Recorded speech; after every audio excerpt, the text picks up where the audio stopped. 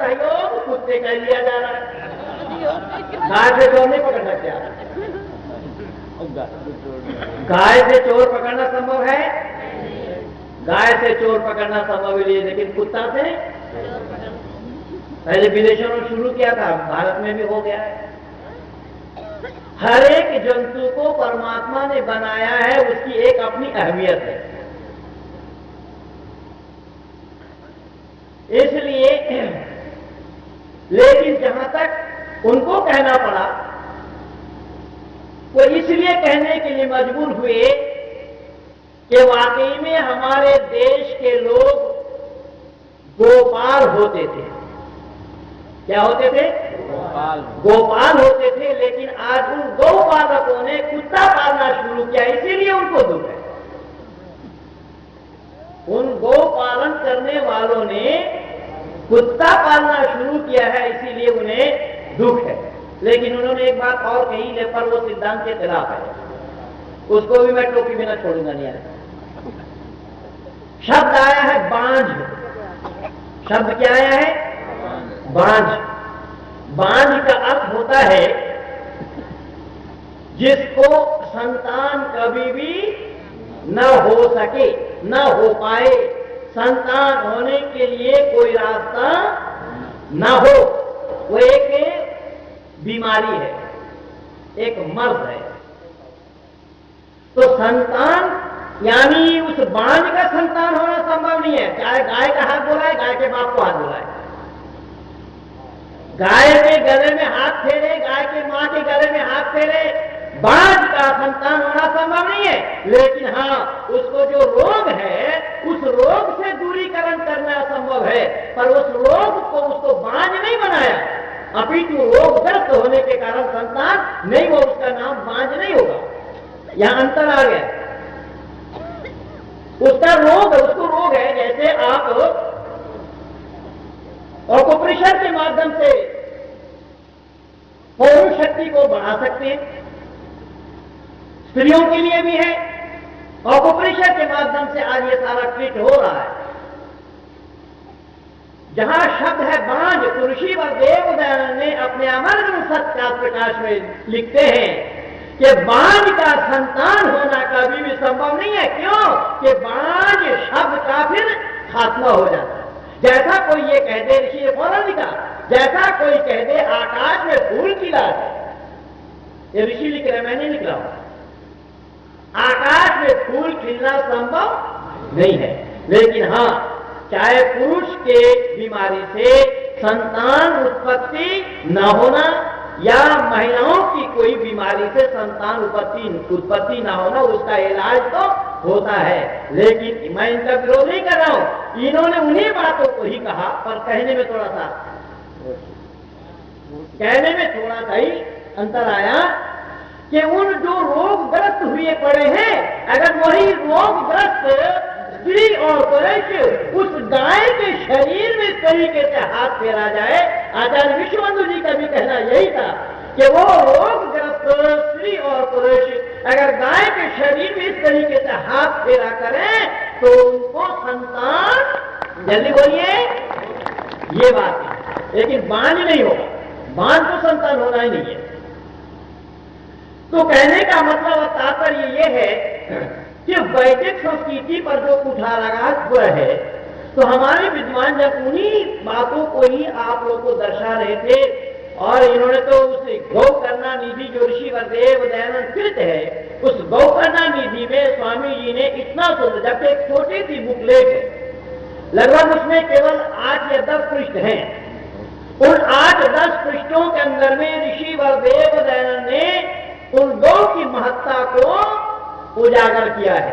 इसीलिए बंधु याद रखना, केवल जन्म देने वाली मां नहीं है, गाय को भी बोलिए तो शायद बाराबंकी वाले नहीं बोलते, माता, बाराबंकी वाले गाय को माता नहीं बोलते हैं, इसलिए नहीं बोल रहे, बोलते तो कहां बोल रहे? बाराबंकी में शायद गाय को माता नहीं कहा जाता होगा, कहा जाता है। नहीं, बोल नहीं रहे लोग, हम लोग बोल, आप लोग बोलना से क्या होगा? गौ माता की जय। देखिए ऐसा है,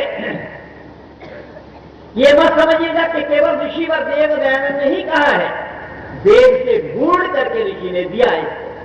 गावो विशस्त माता रहा, वेद में आया है। गावो विशस्त माता रहा शब्द आया वेद के अंदर में, गाय को माता कहा गया। गाय को मां इसलिए भी कहा गया कि कई बार हमारी माताएं बहनें दूध देने में कमजोर होती हैं, बच्चे को सही ढंग से दूध नहीं मिल पाता, तो उस गाय के दूध से, गाय का अभी तो दूध नहीं है, गाय के दूध को अमृत कहा। गाय का दूध नहीं है, वो अमृत है। वो अमृत इसलिए है कि उस बच्चे के प्राण दान देने में वो दूध सहायक है, इसीलिए गाय का दूध को अमृत कहा। साथ ही साथ गाय के दूध बुद्धिवर्धक है। गाय के दूध क्या है? बुद्धिवर्धक है। भैंस के दूध में वो चीज मिलना संभव ही नहीं है। लेकिन इनको भी जो अफसोस करना पड़ा वो इसलिए करना पड़ा कि गौ के पालने वालों ने आज गौ पालना छोड़ दिया है। इसीलिए कि गौओं को हमने अगर वाकई में पालन पोषण सही ढंग से हम करते रहे जैसे पहले लोग करते थे, तो हम पहले वाला दिन आज भी लौटा सकते हैं। ये भाई जयप्रकाश जी का भी कहना नहीं है और ना मेरा ही कहना है, ये कहना है ऋषि वरदेव दयानंद का अपने अमर सत्या प्रकाश में तीसरा समुद्रांत ऋषि ने इन बातों को बहुत सुंदर ढंग से स्पष्टीकरण दिया है कि पहले वाला दिन को लौटाने के लिए पहले जिस तरीके से परिपाटी हमारी थी, हमारे पूर्वज जैसे क्या करते थे, हमारे पूर्वजों के उन दिनचर्या को अगर हम लौटा लाए तो हम पहले वाला दिन को भी लौटा सकते हैं। लेकिन पहले होता क्या था कि पहले होता ये था कि लोग भोजन करते थे घर और जंगल जाते थे क्या करने के लिए? शौच आदि के लिए। और आज लोगों ने क्या किया है कि भोजन करते हैं बाहर और शौच जाते हैं घर। अंतर आ गया, तो सारा काम उल्टा ही हो रहा है। और काम उल्टा होने के कारण ही ये सब परेशानियों का सामना करना पड़ रहा है। लेकिन यहां एक बात मैं कहे बिना पीछे नहीं हटूंगा कि आखिर ये गौ कशी कर कौन रहे? गौ काटता कौन है? गौ वो पाता कहां है जो काटता है? इसके लिए दोषी हिंदू है। जबकि इस समय हिंदू संगठन के माध्यम से समग्र भारतवर्ष में ये गौ संवर्धन के लिए सब रथ यात्रा निकाले हुए हैं। बहुत दिनों से चालू हुआ है। तो कई बार कई जगह का मैं भी मुख्य वक्ता के रूप में वहां पर आमंत्रित हूं। तो मैंने निवेदन किया कि आखिर जो गौ रक्षा के लिए हम कर रहे हैं, गौ रक्षा की बात कर रहे हैं, तो गौ रक्षा हमें क्यों करना पड़ेगा?